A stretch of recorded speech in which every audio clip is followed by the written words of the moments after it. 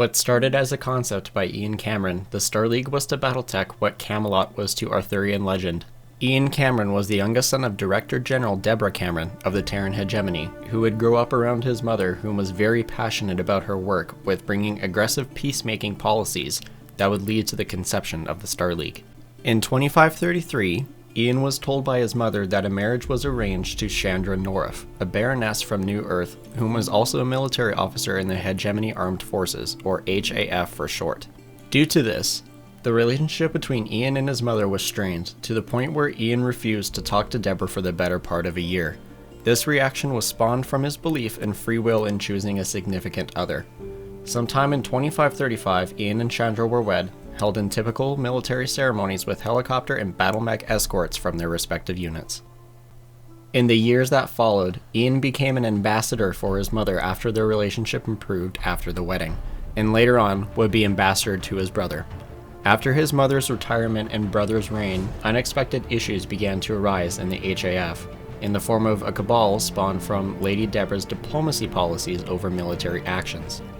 Feeling overshadowed by Deborah's funding towards diplomats, the cabal began to plot and regain their status and restore their own funding. Ian's perspective on life would change, however, as one of these officers in the cabal would take action against House Cameron and killed his brother during his reign.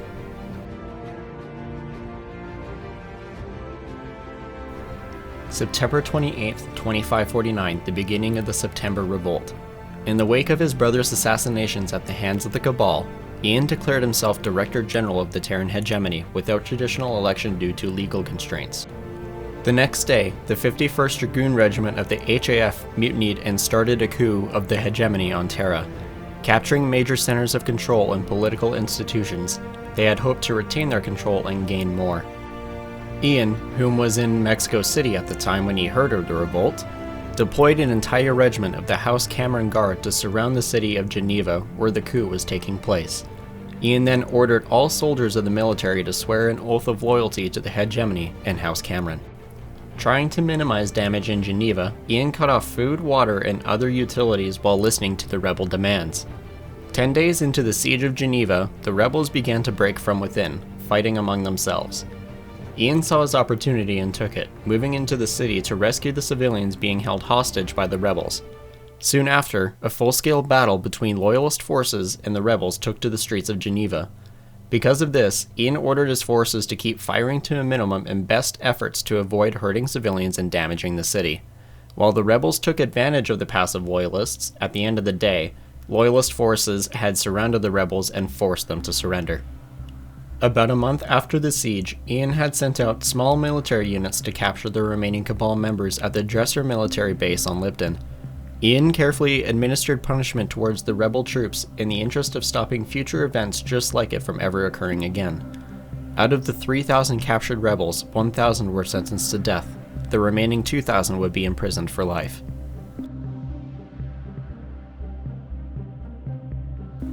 In the wake of the coup, Ian would then begin to focus on the hegemony's other glaring issues. His first action was increasing the funding for new military innovations and research, increasing the technological scales of development in order to appease the HAF's military and shore up the dwindling technology that currently existed. His second movement was to create a section of the hegemony called the Department of Military Investigations to ensure military loyalty, putting an end to future coups. The hegemony's economy was also incredibly hemorrhaged due to the lack of resources within, but Ian's ambition for technological advancement would go nowhere unless more resources could be found. Desiring the hegemony to be fully independent of other nations, he turned to the childhood dream he grew up with: unification of humanity under one banner. Drawing out plans for such a thing revitalized the hegemony as hope once again begun to surface with the promise of a better future. With the development of interstellar communications, Ian laid out his plans for the nation of the stars, a league of better people, instilled with the promise of a better future. This was the dream of the Star League.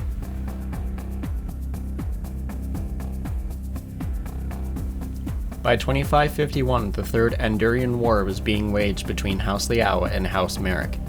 Ian attempted to persuade both leaders that war was a folly. However, the Confederation's leader, Chancellor Terence Liao, was not interested in stopping the war, as he saw it as a chance to promote himself and gain reputation. Liao's rival, however, Captain General Albert Merrick, was all for Ian's idea of a united Inner Sphere, as he too had desires to end what he saw as a pointless war. Years passed on, and Ian once again tried to bring the two houses into peace negotiations in 2556. At this point, the war for Liao was going terribly, which created an open opportunity for Ian to bring Liao in on the treaty. With the additional help of Albert Merrick in the form of conceding ownership of the Andurian system, and Ian's favorite nation trade agreement, Liao signed the treaty. June 3, 2556, two treaties were signed that day. A public Andurian peace treaty signed by Albert Merrick and Terence Liao that brought an end to the Third Andurian War. A second, secret treaty was signed called the Treaty of Geneva, which instilled both factions' help in the creation of the Star League. The Treaty of Geneva expanded Ian's plans for the Star League and ensured details that were required. In this treaty, a currency was established while discussing economics. Ian's plans to allow member states to retain control of their respective realms and identities were cemented as well. Terms of advanced technologies to be exported to member states in exchange for House Cameron to be recognized as leaders of the Star League in the form of First Lord of the Star League. And final closing agreements came in the form of requirements to be part of the Star League in form of taxes, equipment, soldiers, and lands to establish the Star League's armed forces, the Star League Defense Force. Despite the secrecy of the Geneva Treaty, rumors began to surface and spread across the Inner Sphere. Publicly, the reactions to a Star League were in favor of such a concept, but wondered how it works. Ian tried to keep the treaty's contents as a secret to lessen the problems when he would go on to convince the remaining nations of the Inner Sphere to sign on. With the assistance of Albert Merrick, Ian would select House Steiner's leadership as the next to invite to the Star League. As an economic powerhouse, the Lyran Commonwealth's induction to the Star League was vital. He wanted its stabilizing forces to help the League's future economy. Unfortunately, Lyran leadership had shown disinterest in the past to plans of the Star League. Archon Craig Steiner, who carefully crafted the Lyran economy to its peak at the time, felt the Star League would absorb its economic might and rely on it too much. But things changed in 2555 when his successor Trachel Steiner came to power as Archon. She felt the League's forces would better the Commonwealth due to the League's strong leadership coming from military power and experience.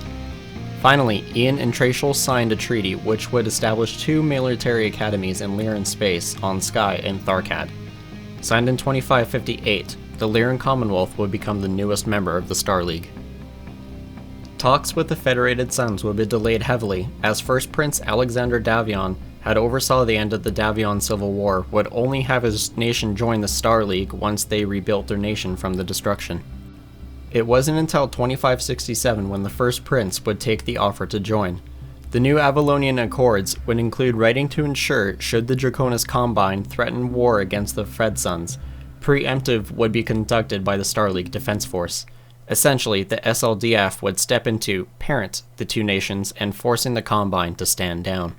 House Kurita would sign on to join the League after coordinator Hihiro Kurita had to convince his nation the benefits of joining, as he himself wished to, while his nation was still uneasy. The people of House Kurita, having a headstrong personality and possessing a superiority complex, it was a couple years later after the first talks where Ian would have enough concessions to enable Lord Kurita to bring his house into the Star League. August 15th, 2569, the Draconis Combine also signed on with the Star League, officially completing the structure. Thus, the Star League was born.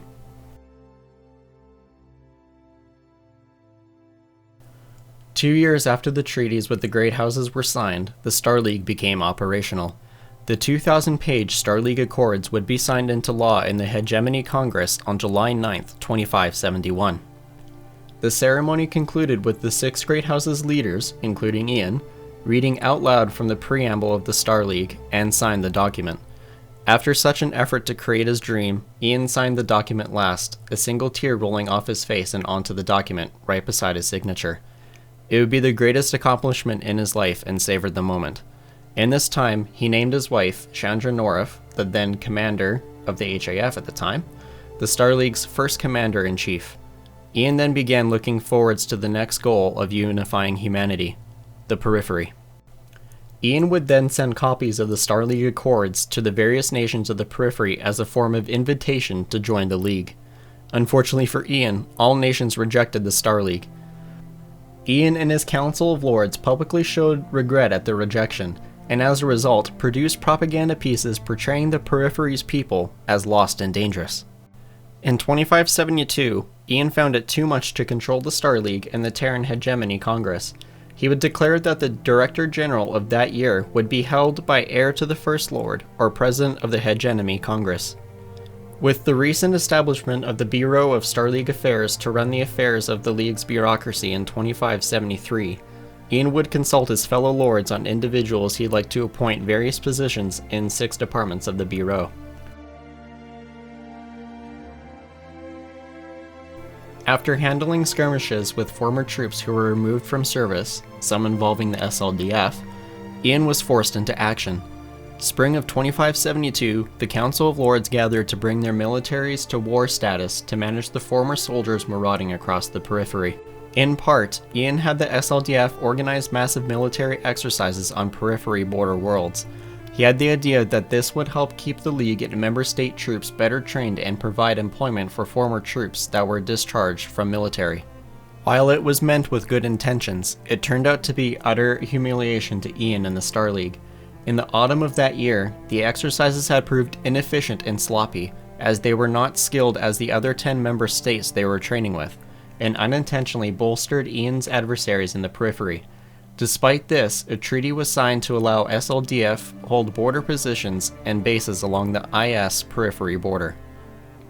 In 2573, a Taurian fleet of 5 ships suffered a malfunction and found themselves drifting in the Malagrada system, well inside Davion space. Panicked communications from the system thought the Taurian Concordat had begun invading, and sent 10 warships to eliminate the Taurian ships on site. Only 1 Taurian cruiser would survive and return to Taurian space, which the Concordat would take on a defensive posture with its military. When the truth of what happened surfaced, Davion tried to cover it up and hide the incident. Then leader of the Fed Sons, Lord Alexander Davion, would appeal to Ian for help in negotiating with the Taurian Concordat. However, the Taurians refused to let the First Lord be involved, which caused some degree of anger for Ian.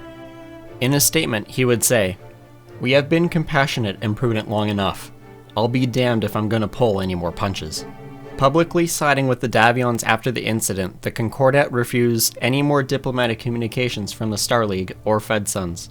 The aftermath of this event would be known as the Malagrada Crisis. After the Malagrada Crisis, Ian and his council were split on how to deal with the incident. Sanctions were placed on the Periphery in forms of economics, but this actually hurt the Star League's own economy and would go on to cause problems for member states as well. Many corporations would go bankrupt from tariffs and millions losing jobs, most notably in the Free Worlds League and the Lyran Commonwealth. Pressed into action, Ian called a meeting of lords in December 2574 on the hegemony world of Polox. The lords petitioned to declare war with the Periphery, all feeling that war would stimulate their economy while bringing the Periphery to its knees. Ian agreed, tired of letting the Star League being threatened by people he viewed as barbaric, and saw the opportunity to unify the Great Houses further under the Star League banner. In the end, Ian issued the Pollux Proclamation, which was a thinly disguised declaration of war to the Periphery with only 3 months to respond. In February 2575, as part of the League's preparation of war, Ian would order Directive 22 to each of the League's member states, which meant they had to submit troops for the war effort. He'd appoint his wife and SLDF's commanding officer, General Chandra Cameron, in command of the SLDF's war efforts. In March, an ambassador from the Periphery states announced they would not submit to the Star League, beginning the reunification war. In April, just before the war's official start, Gregory Amaris of the Rimworld's Republic would plead for help from the Star League with dealing with rebel action against him and his army. Amaris's own citizens would place him under house arrest on his estate, and his plea went unanswered for 20 years. While mainly battles of attrition, the Periphery states, headed by the Taurian Concordat, would be felled eventually by the forces of the SLDF, ending with the Taurians signing for a formal surrender in 2596.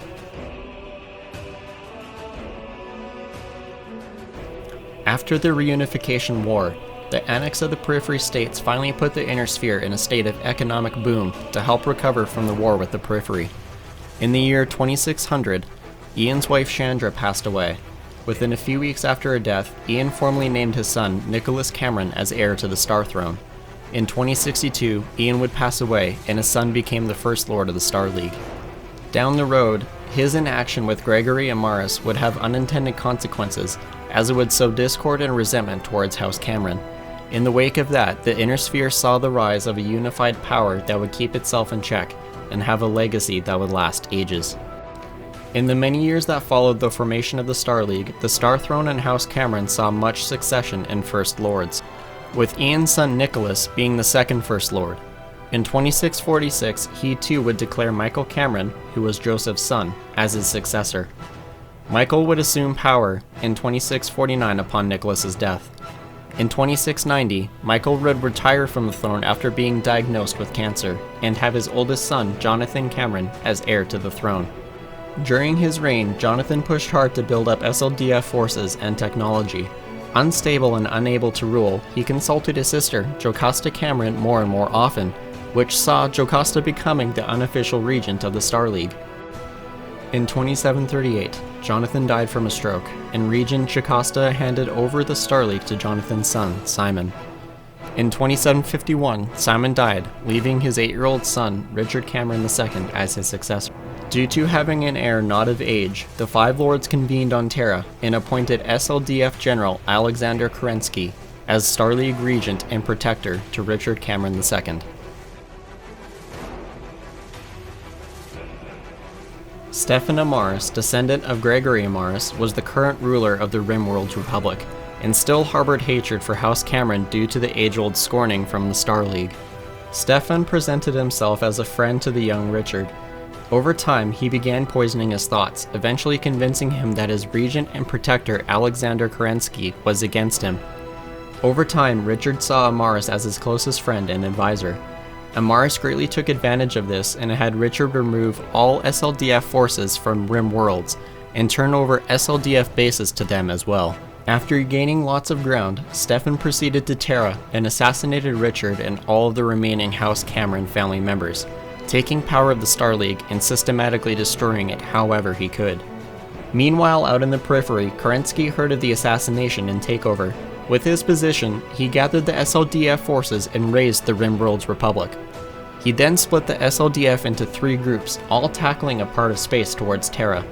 On January 23, 2777, a battle that would last until September, Kerensky reclaimed Terra for the SLDF, the battle claiming 100 million lives. Kerensky then ordered the execution of Amaris and his family for the crimes against the Cameron house. With the Star Throne empty and no successor, the Council of Lords began vying for position when no agreement for whom the next successor should be. A year later, the Lords stripped Kerensky of his rank of Regent and Protector, but keeping command of all SLDF forces as General. By now, the Council still had not chosen a successor and started to claim themselves as the next leaders for the Star League. This constant feuding led to a dissolution of Council, which disappointed Kerensky as the Great Houses started to fight amongst themselves for control. As of August 12, 2781, the Lords of the Council were no more, leaving the Star League in tatters. As a final insult to Kerensky, Aaron de Chevalier, an officer of the SLDF, proposed to the general the idea of overthrowing the Great Houses to save them from themselves, implying the Star League rule itself. Kerensky, for whatever reason, declined this proposal. The Star League was already beyond saving, and finally collapsed.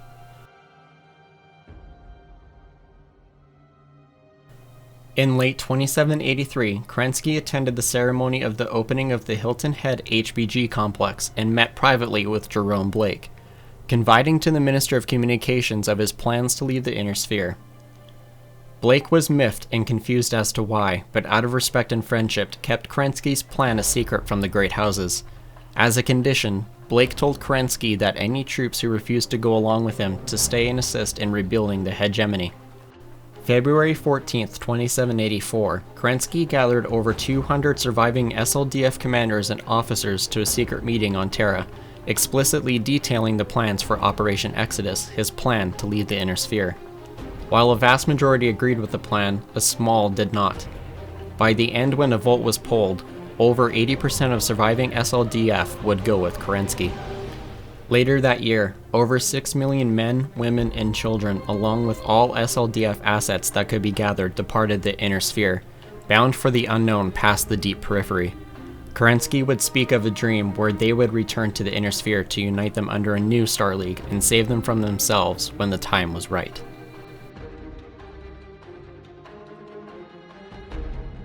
After 2 or so years of space travel, the SLDF flotilla began to grow weary. Thinking they'll never find a new home, or some threatening to turn back, Kerensky locked down on the wavering, most often ordering the mutineers to death with General Order 137. Eventually coming across 5 habitable worlds, he named them the Pentagon worlds and sent a message back to the Inner Sphere, a message called the Voice of Kerensky. This was the message. To all citizens of the Inner Sphere do I, Alexander Kerensky, send greetings. Know that I have taken the remnant of the Star League Defense Force which has remained true to its purpose beyond the boundaries of the Inner Sphere, beyond the periphery. I have done this, neither out of disappointment with those whom we leave behind, nor out of spite or disdain, as some will say. No, we have left the Inner Sphere because we love it too much to see it destroyed. In the wake of the usurper's coup and the long bitter fighting that came with it, I feared that my forces would do incalculable, possibly irreparable, harm to our society. We are sworn to ward the Star League and its subjects, not destroy it. Thus, we have left the only homes we have ever known to place the destructive capability of this armada beyond reach of those who would use it, not for defense, but for conquest. Perhaps with the might of our mechs and ships out of reach, the leaders who now grapple with one another will relinquish their dreams of subjugating their neighbors and learn to live in peace with them. Perhaps one day, should mankind step back from the brink of the abyss, we, our children, or our children's children, will return to once more serve and protect and guide the Star League in mankind's quest for the stars. Farewell. After, Kerensky and his followers tried their best to create a new Star League in exile, but within a year cracks began to form along cultural lines and soon found themselves breaking into conflict. Conflict that would be known as the Exodus Civil War. Suffering from anarchy and devastation eerily similar to the early succession wars in the Inner Sphere, the Pentagon worlds would become corrupt with war and conflict. In 2801, Kerensky passed away from heart attack at the age of 100, his dying wish being leaving the Star League in exile with his son, Nicholas Kerensky. Nicholas Kerensky, now in command of the exiled Star League, would propose another exodus to escape the warring conflict consuming the Pentagon worlds. While those in conflicts refused to leave, those loyal to Alexander Kerensky stayed with the son, still believing in his dream. In 2802, the remnants of the SLDF left the Pentagon worlds and quickly found refuge in a new cluster of systems, a cluster that would become the Kerensky cluster. Claiming a pristine world, Nicholas made it the new capital of the Star League in exile, naming it Strana Mekti. It is here that Nicholas would lay his father to rest in a glass coffin in orbit around Strana Mekti so everyone can look up and see the man who saved them from the Inner Sphere and led them to a better life. In an effort to prevent society from failing again like it did on the Pentagon worlds, Nicholas began making plans for a new society, one built from the ground up, and establish the legacy that would last ages and protect Alexander Kerensky's dream of rebuilding the Star League to rescue the Inner Sphere. This society would borrow ideas from the Mongol hordes, shogunate Japan, and 20th century China, and birth a brand new society in 2807. The clans were born.